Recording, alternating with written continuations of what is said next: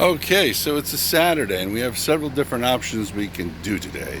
Number one, we could jump off on the Harley and go to some of the nicest places and meet the nicest people and have the best conversation in the world, feeling the wind blow through our air and just clearing ourselves. No, that's not a beer, that's a can of Coke. And let freedom ride.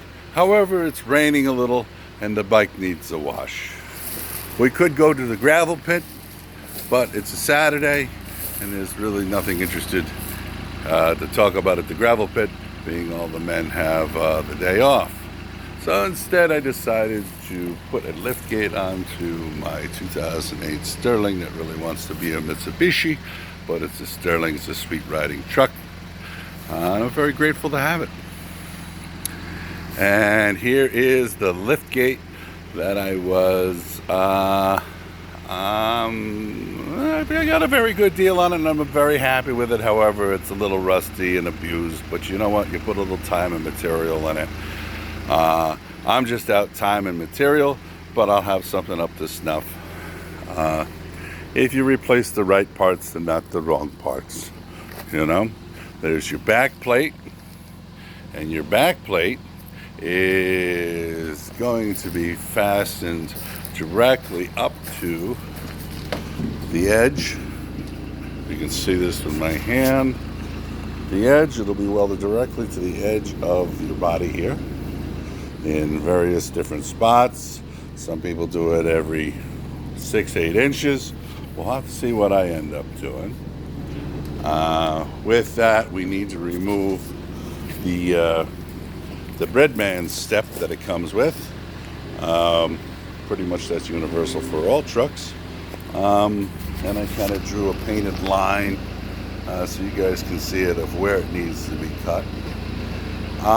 Like a barber, you can always cut more off, but you cannot put more on when you're cutting here.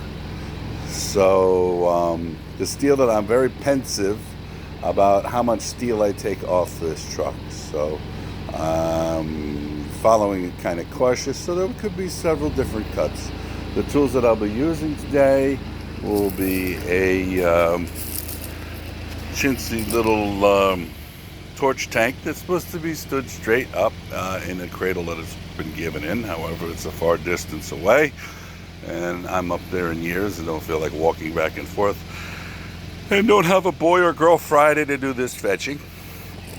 And a brand new Makita Soul Saw with I like to use the saw blades because they're pretty kick-ass. I think they call them a torch.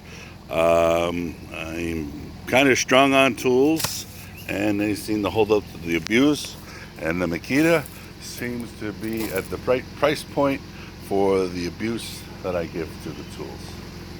So getting back to what we're going to be cutting off.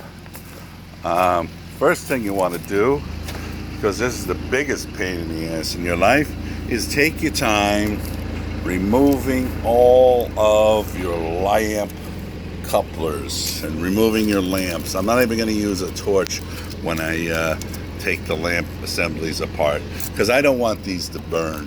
I don't even want any reason for these lamps not to work when we reapply them, because you could spend a whole day grunting and grinding and get that liftgate on, and if that one bulb doesn't freaking work, it's a lifetime of misery. I guess there's some other analogies that we can make up with that, but I will just leave that alone. Here's your license plate lamp. We don't know where we're going to install that. This middle plate definitely needs to go. I put some reference marks here. When they put the box on, Mitsubishi sends out a frame that maybe is like 15 feet, and Morgan builds a body that's 16 feet. So they add on an extra foot of iron here to give it a gusset and support for underneath